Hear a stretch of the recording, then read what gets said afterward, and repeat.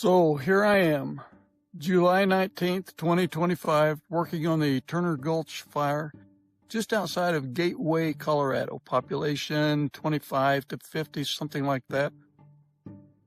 I'm celebrating the anniversary of my 5th, this is my last year, on a fire. For some reason, I can't seem to quit. So what is a human resource specialist? Well, the short answer is responsible for monitoring the work environment and the related human resources activities to ensure that appropriate practices are followed. Well, it's much more involved than that, but let's just say that if I'm not busy, everybody is really happy. Today, I'm not busy. Everybody's happy. So fire camp is kind of like the military. And so with that, I'm kind of reminded of military time. I throw back to when I was in the Army. Picture this. It's 1970. The Korean Peninsula, DMZ, the United States and South Korea are still at war with North Korea. It is 18 years after the armistice of 1952 was signed. And even today, there's not been a peace treaty signed. It's still operating under that armistice. But there you are, sitting on sandbags in a canvas-covered bed of an olive-drab 5/4-ton truck. You parked just down from a guard tower on the fence along the DMZ, just about dusk. You've seen no one since you left Camp Young. It's a lonely place, and you feel vulnerable and unprotected. Since you got there, you've been using a red flashlight to read a book or write letters to folks back home. You keep a close watch on the time. When it is time for the first mission, you cautiously poke your head out from the canvas flap on the back of the truck. Except for the crickets, it's deathly quiet.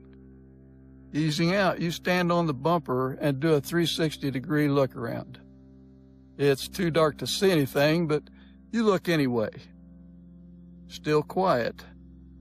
25 yards away, you know there are GIs in the guard tower, but you've never been in the tower or in it. You trust there are friendlies there. Getting down on the ground, still using the red filter on your flashlight, you make your way over to the giant searchlight. You set the azimuth and the elevation of the light according to the data on the mission list. Once the proper settings have been confirmed, you go over to the large diesel generator wagon and flip on the red illuminated control panel. With the flashlight in your right hand and your right index finger on the start switch, you shine the light on the watch on your left wrist.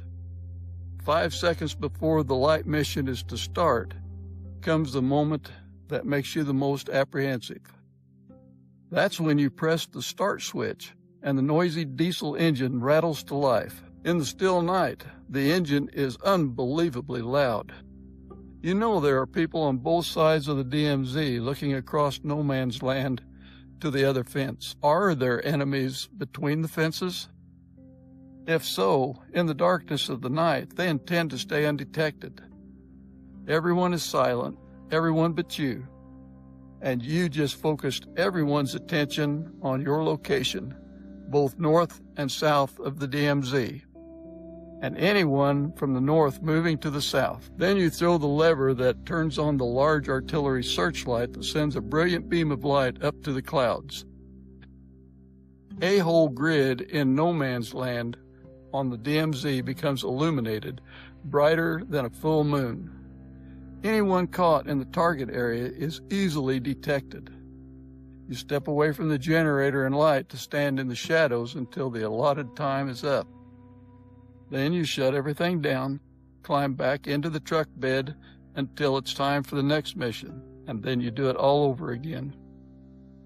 In the morning, you make your way back to the south side of the MGM River. That's a night in the day of one MGM Scout, recorded for posterity.